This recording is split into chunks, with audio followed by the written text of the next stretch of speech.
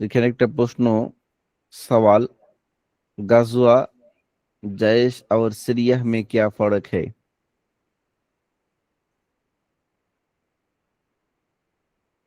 যে গজওয়া, জায়েশ এবং সিরিয়া, এটার মধ্যে কি পার্থক্য?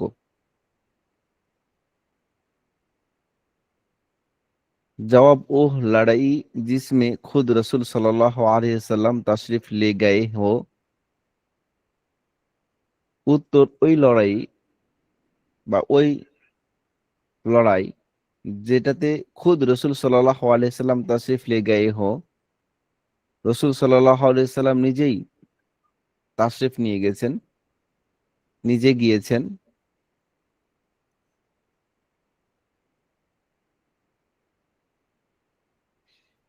গজওয়া কাহলাতি হে, সেটাকে গজওয়া বলে। সেটাকে কি বলে? গজওয়া বলে। বুঝতেছেন? আমার আওয়াজ শুনতে পাচ্ছেন ভাই? জি। জি। তাহলে যেমন এখনো অনেক জায়গায় অনেক দেশে কি হয়, যুদ্ধ হয়, জিহাদ হয়, অনেক দেশে হচ্ছে, হয়। কিন্তু এই জিহাদ এবং যুদ্ধগুলোর মধ্যে কিছু পার্থক্য রয়েছে।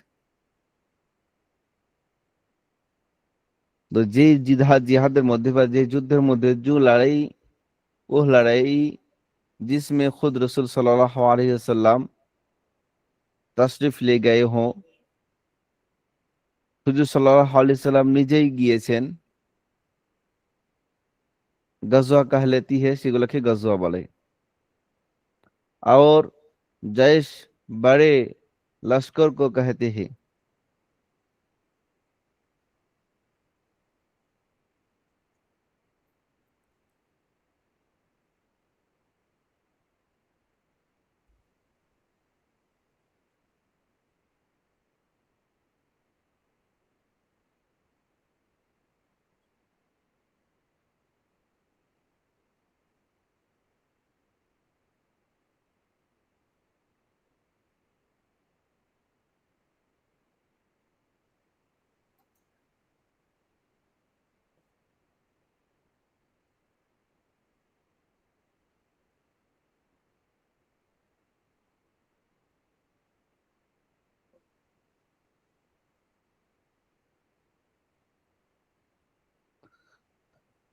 এবং জৈশ, এটা একটা বড় লস্করকে বলা হয়,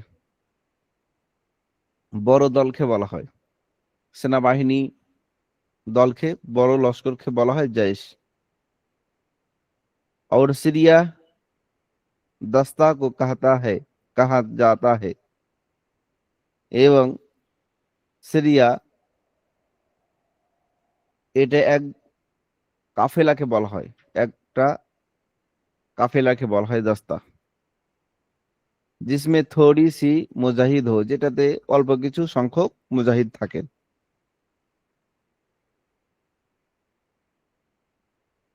सवाल, क्या जैश और सीरिया के लिए कोई खास मिकदार भी है? তো প্রশ্ন, কোন জায়েশ অথবা সিরিয়া, এগুলার জন্য কি কোনো নির্দিষ্ট সংখ্যা রয়েছে, পরিমাণ রয়েছে? जवाब, रसूलुल्लाह सल्लल्लाहु अलैहि वसल्लम ने फरमाया। উত্তর, রসুল সাল্লাল্লাহু আলাইহি সাল্লাম বর্ণনা করেছেন, সফর করনে ওয়ালে সাথী বেহতার হে কে চার হো, যে সফরকারী সাথী, এই সাথীর সংখ্যা উত্তম হচ্ছে যে সেখানে যেন চারজন থাকে, অর্থাৎ চারজন সফরের সাথী থাকা উত্তম। তো আমাদের এই কিতাবটা পড়ার উদ্দেশ্য কি বলেন দেখি ভাই? কে ভাই বলতে পারবেন এই কিতাবটা পড়ে কি লাভ হচ্ছে? ইতিহাস জানা। ইসলামের ইতিহাসগুলো জানা। জি। আমরা কোরআনের আয়াত পড়তে পারতেছি, আরবি বলতে পারতেছি, নাহু সরফ সব জানতেছি, কিন্তু ইতিহাস জানা নাই। এই কানুনগুলা এই ইতিহাসগুলো যদি না জানা থাকে, ওই যে কোরআনের প্রত্যেকটা আয়াতে আয়াতে কিন্তু এই ঘটনাগুলোর দিকে ইঙ্গিত দেয়। কোরআনের প্রত্যেকটা আয়াতের দিকে বা হাদিস, অনেক হাদিসের রেফারেন্স ব্যাখ্যার ক্ষেত্রে যে এই যে ঘটনাগুলো, এই যে পার্থক্যগুলা, জায়েশ লস্কর, আহ এই ইতিহাসগুলো কিন্তু কোরআনের বা হাদিসের অনেক ব্যাখ্যার ক্ষেত্রে এই ঘটনাগুলো আসবে। তখন যদি আপনি লস্কর কাকে বলে, জায়েশ কাকে বলে, সিরিয়া কাকে বলে, এগুলো যদি না জানেন, তখন আপনার আওলা বাওলা হয়ে যাবে। এই জন্য আমাদেরকে ইতিহাস জানতে হবে। ইসলামের, আমরা মুসলিম, কিন্তু আমাদের ইসলামের অনেক ইতিহাস আমাদের জানা নেই। যে জাতির মধ্যে ইতিহাস সবচেয়ে বেশি জানা থাকে, সেই জাতি সচেতন বেশি হয়। যখন আমাদের আকাবিরিনদের, সালফে সালেহিনদের, সাহাবা ইকরামদের জীবনী, রাসূল সাল্লাল্লাহু আলাইহি সাল্লামের জীবনী যখন জানা থাকে না, তখন আমাদের আমলের মধ্যে বারাকা থাকে না। আমরা যে কোনো নেক কাজ করতে বা যে কোনো দিনের পথে চলতে আমাদের জন্য কষ্ট হয়ে যায়। তখন মনে হয় ও ও মুক ভাই তো এরকম করতেছে, আমিও করি। কারণ কি? আপনার ইতিহাস জানা না। যখন আপনার সাহাবাদের জিন্দেগি, রসুলের জিন্দেগি, এই ইতিহাসগুলো যখন জানা থাকবে, তখন আপনি বলবেন না অমুক ভাই ভুল করছেন, রং করছেন, কিন্তু রসুল তো এরকম করেছেন, সাহাবা ইকরামগণ তো এরূপ করেছেন। বুঝতেছেন ভাই? অতএব আমাদেরকে ইতিহাস জানতে হবে, তারিখ জানতে হবে।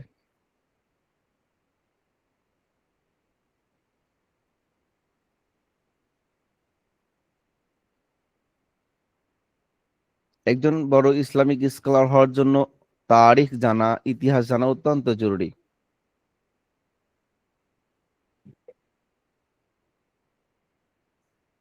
যে সকল ভাইরা নতুন আসেন, আপনারা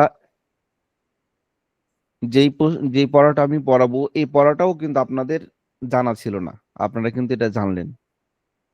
অতএব আমরা যদি সকলের জন্যই শুরু থেকেই করি, তো প্রত্যেক দিন শুরু করতে হবে, কারণ প্রত্যেক সপ্তাহে ফ্রি ক্লাসে নতুন নতুন শিক্ষার্থী আসে। এই জন্য যে পাঠটা পড়ানো হবে, সেই পাঠটা আপনারা একটু মনোযোগ সহকারে শুনবেন, এখান থেকে অনেক অভিজ্ঞতা অর্জন করবেন। আর যে ভাইরা তো নিয়মতান্ত্রিক পড়ছেন, আলহামদুলিল্লাহ, আহ আল্লাহ তাআলা শুকরিয়া যে তারা, এই ক্লাসটা মূলত আমাদের ইন্ডিয়ার ওস্তাদ মাওলানা কারিমুল ইসলাম সাহেব, ওই হুজুর ক্লাস করান এই ক্লাসটা, তারিকুল ইসলাম এবং আপনার হচ্ছে এলমুস শরফ, এই কিতাব দুটো। তো হুজুর সফরে আছেন, সফরে থাকার কারণে হুজুর আমাকে বললেন যে হুজুর আমি রাস্তায় আছি, তো একটু ক্লাসটা করলে ভালো হয়। তাই আমি যে সকল ভাইরা আরেক ব্যাচে আছেন গ্রুপে, তাদেরকে এবং আপনাদের সহ, যেহেতু ওই গ্রুপে আমি ক্লাস করাইতাম, ওই ভাইয়ের এবং আপনাদেরকে একত্রিত করেছি, যাতে একসাথে আমি ক্লাসটা নিতে পারি। নচেত আরেক ভাইদের ক্লাসটা অফ থাকতো বা আপনাদের ক্লাসটা অফ থাকতো। তো অফ না রেখে আমি এই ভাইদের আমি ক্লাসটা নিচ্ছি। ঠিক আছে ভাই, বুঝতে পেরেছেন বিষয়টা?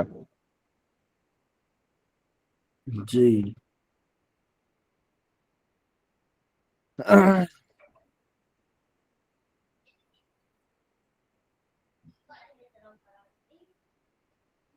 এখানে তো রসুল সাল্লাহ আলাইহি সাল্লাম কি বললেন, যে একটা সফরে 4 জন থাকা উত্তম। সিরিয়া 400 सिपाहियों का बेहतर। সিরিয়া, যেটা একটা বড় দল, এটা 400-এর উপরে থাকতে হবে সিরিয়ার মধ্যে। और लश्कर 4000 সিপাহিयों ওয়ালা, এবং লস্কর, সেখানে সেনাবাহিনী, তারা হচ্ছে 4000 থাকতে হবে। मगर याद है कि उलमा जार अजार जरा से दस्ता को भी सीरिया कह देते थे। বরং আমাদের এখানে স্মরণ রাখতে হবে যে ওলামায়ে কেরামগণ ছোট দলগুলোকেও সিরিয়া বলেছেন, অর্থাৎ যুদ্ধের জিহাদের যে ছোট দলগুলো আছে এই দলগুলোকেও সিরিয়া বলেছেন। और यह भी जरूरी नहीं समझते कि वो लड़ने के लिए ही गया हो, बल्कि अगर जमाना रिसालत में एक दो आदमी को किसी वाकया के तहकीक के लिए या किसी मामला पर गुफ्तगू या किसी शख्स की गिरफ्तारी के लिए भेजा गया तो उसको भी सीरिया कह देते हैं।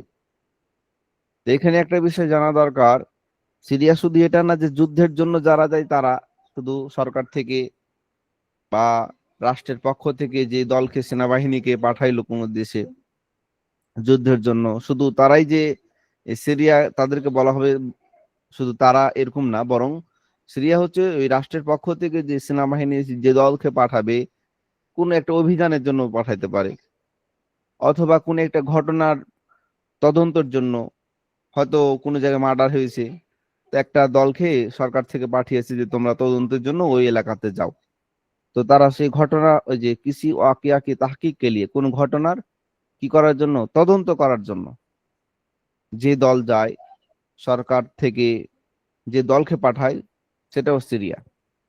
ইয়া কিসি মুআমালা পর গুফতগু অথবা কোনো বিষয় জানার জন্য কথাবার্তা বলার জন্য সরকার থেকে পাঠাইছে যে তোমরা তোমাদের এই দল যাও, টিম যাও, তাদের সাথে একটা কথা বলো, একটা সমাধান করো, এরকম কিছু। তো এটাকেও বলা হয় কি সিরিয়া। ইয়া কিসি শখস কি গ্রেফতারি কে লিয়ে অথবা কোনো ব্যক্তিকে গ্রেফতার করার জন্য। অনেক সময় হয় না যে একজন আপনার ভিকটিম বা কোনো হয়তো আপনার মনে করেন মার্ডার কেসের ব্যক্তি অথবা কোনো অবৈধ কোনো ব্যক্তি ধরা পড়েছে রাষ্ট্রের মধ্যে, তো তাকে গ্রেফতারের জন্য রাত্রের বেলা সরকার থেকে কিছু সিপাহীকে গভীর রাত্রে পাঠিয়ে দেয়, তার বাড়ির চতুর্দিকে ঘেরাও করে তাকে কি করে ধরে। তো এটা বলছি কিসি শখস কি গ্রেফতারি কে লিয়ে ভেজা গিয়া, অথবা কোনো ব্যক্তিকে ধরার জন্য যে সরকার থেকে যে সেনাবাহিনীদেরকে পাঠায়, যে লস্করকে পাঠায়, তারাও হচ্ছে সিরিয়া। তো উসকো ভি সিরিয়া কহ দেতে हैं, তো এইগুলাকে কি বলা হবে সিরিয়া বলা হবে। বিষয়টি বুঝছেন ভাই আপনারা? जी। প্রশ্ন সওয়াল, ইসলাম में सबसे पहला लश्कर कौन सा था? ইসলামের মধ্যে সর্বপ্রথম লস্কর কোনটা ছিল? সর্বপ্রথম সেনাবাহিনী দল ইসলামী কোন দল ছিল? ইসলামের সর্বপ্রথম এই যে আজকে এই যে রাষ্ট্রের অনেক নিয়ম কানুন গুলা দেখবেন, এগুলা কিন্তু মূলত মুসলমানদের থেকে অনেক কিছু আসে। এই যে আপনার বলা হয় আহ এলাকা ভিত্তিক একটা এসআই বা একটা উপদেষ্টা প্রধান, এলাকার নিয়ন্ত্রণের জন্য একজন প্রধান এসআই পাঠানো, আহ বড় একটা সেনাবাহিনী দেওয়া, একটা দল তৈরি করা, এবং এটাকে ভাগ করে দেওয়া। এদের দায়িত্ব হচ্ছে রাস্তার সমস্যা সমাধানের জন্য, এদের হচ্ছে কোনো কেস কাছারির জন্য। তো এই ইসলামের এই যে উমরের জামানা, আবু বকরের জামানায় এই নিয়মগুলা তারাই কিন্তু মূলত প্রথমে করেছিল। এরপরে আস্তে আস্তে একটা সময় তো ছিল 1400-1500 বছর আগে পুরা বিশ্বের মধ্যে শিক্ষার কেন্দ্র কিন্তু আরব নগরী ছিল। আর অন্যান্য অঞ্চলে যেরকম কোনো বিদ্যালয়, কোনো শিক্ষা কেন্দ্র, তালিমের মার্কাজ যেখানে শিক্ষা হয়, অথবা যে আপনার দার্শনিক বিষয়, এগুলো কিন্তু পরবর্তীতে আসে তাদেরকে নকল করে, আরব নগরীকে নকল করেই কিন্তু পরবর্তীতে আসে। এই জন্য মুসলমানদের কিন্তু বড় বড় দার্শনিক আগে ছিল, কিন্তু এখন কিন্তু মুসলমানদের নাই। এখন আমরা কিন্তু একটা যদি খুঁজতে যান যে একটা ভালো ব্যান্ডের মাইক্রো খুঁজেন, তো মাইক্রোর কোনো ব্যান্ড এমন একটা ব্যান্ড নাই যে ব্যান্ডটা মুসলমানদের তৈরি করা। আহ তা অথবা আপনি একটা ভালো একটা মোটরসাইকেল খুঁজেন, যে মোটরসাইকেলটা কোনো মুসলমান দেশের, ভালো ব্র্যান্ডের একটা মুসলমান দেশের বা মুসলমানকে ওই মোটরসাইকেলটা তৈরি করে, সেরকম খুব কম পাবেন। হ্যাঁ, এই যে দামি দামি এই যে যে টেসলা বলেন, হ্যাঁ, তারপরে মনে করেন চীন থেকেও অনেক কিছু আসতেছে, তো বিধর্মী দেশ থেকে, কিন্তু আসলে তারা কিন্তু নকল করেছে আমাদেরকে। অথচ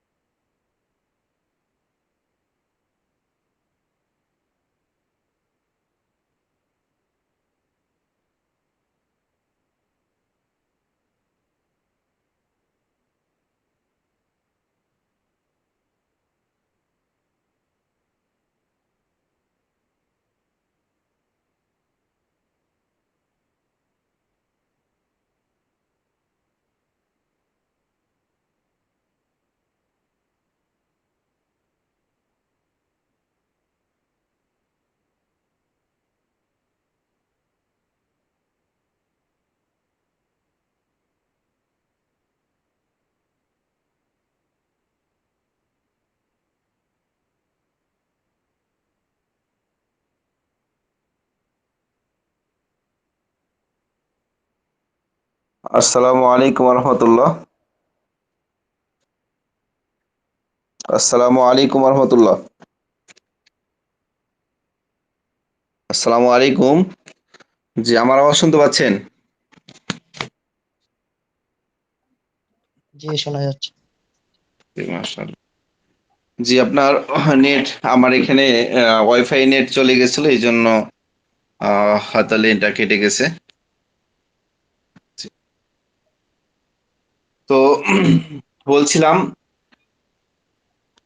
যে আমাদেরকে এই ইতিহাসগুলো জানতে হবে, এবং তাহলে কি হবে, আমাদের ঐতিহ্য, ইসলামের ঐতিহ্যগুলা জানা এবং তার উপর আমল করা আমাদের জন্য সহজ হবে।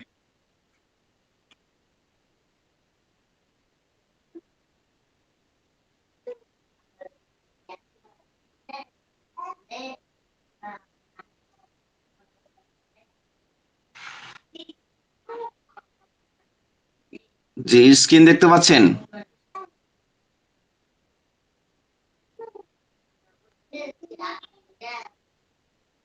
লেখাগুলো কি পড়তে পাচ্ছেন? জি, জি। জি। আজকে প্রচুর বৃষ্টি আমাদের দিকে হয়েছে, আপনাদের দিকে বৃষ্টি হয়েছে? জি, না, এখানে বৃষ্টি হয়নি। আমাদের এই অঞ্চলে অনেক বৃষ্টি হয়েছে। ইন্ডিয়ার কোনো ভাই আছেন? জি, আমাদের এইদিকে কালকের হয়েছে, কালকের অনেক বৃষ্টি হয়েছে। আজকে অনেক, হয়নি। যে আমাদের এদিকেও হয়েছে অনেক বৃষ্টি, সারা রাত বৃষ্টি। জি, জি, ঠান্ডা ঠান্ডা আবহাওয়া আছে, বৃষ্টি হয় না আজকে। জি, জি, ঠান্ডা আবহাওয়া আছে। এখন বৃষ্টি হয় না, তবে বাকি কালকে রাত্রে বৃষ্টি হয়েছিল, অনেক বৃষ্টি হয়েছিল। এই জন্য আমাদের এদিকে একটু নেটওয়ার্কের সমস্যা।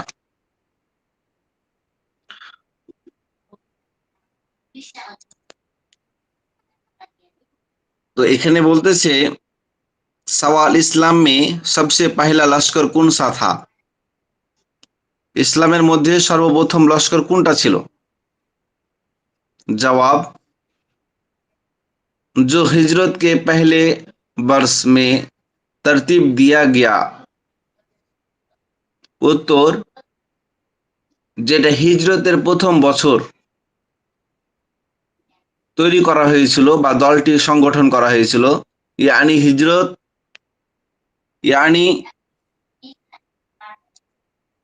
हिजरत से 7 महीने बाद रमजान में,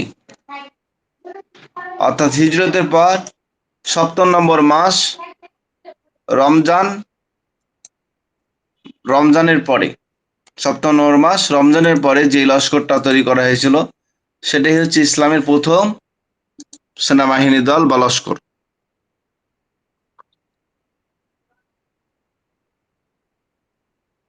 सवाल, उसने अफसर कौन थे, उसके अफसर कौन थे এবং সেটার আহ্বায়ক বা প্রধান উপদেষ্টা কে ছিলেন, ওই লস্কর বা ওই দলটার প্রধান কে ছিলেন?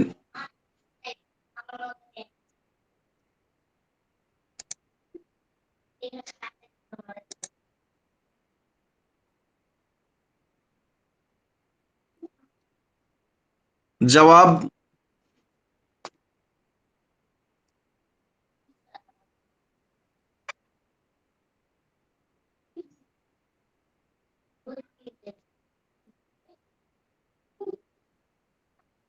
रसूल सल्लल्लाहु अलैहि वसल्लम के मोहतरम चाचा हजरत हमजा रज़ियल्लाहु ताला अन्हु। उत्तर, সেটার প্রধান সেনাপতি ছিলেন সে দলের হুজুর সাল্লাল্লাহু আলাইহি সাল্লামের চাচা হযরত হামজা রাদিয়াল্লাহু তাআলা আনহু। তো প্রথম সেনা প্রধান কে ছিলেন, ইসলামের সর্বপ্রথম সেনা প্রধান কে ছিলেন, পরীক্ষায় যদি পড়ে তখন কি বলবেন? হযরত হামজা রাদিয়াল্লাহু তাআলা হযরত আনহু। হামজা রাদিয়াল্লাহু তাআলা আনহু। माशाल्लाह। सवाल, उसमें कुल सिपाही कितने थे?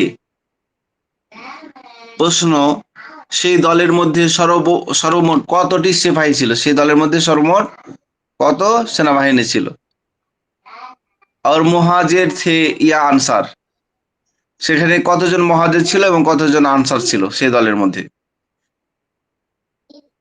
জবাব, 3 মুহাজির। উত্তর, সে দলের মধ্যে কয়জন মুহাজির ছিল? 3 মুহাজির তিনজন ছিল, মুহাজির। 3 মুহাজির ছিল। सवाल, लश्कर का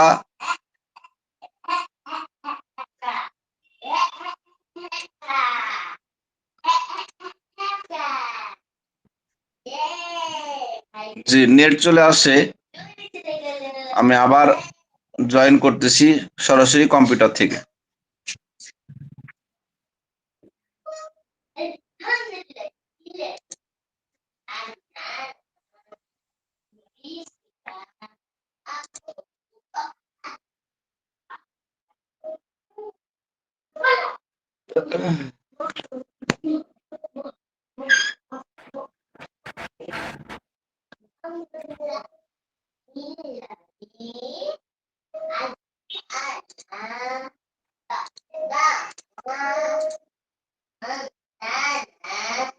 জি স্ক্রিন দেখতে পাচ্ছেন?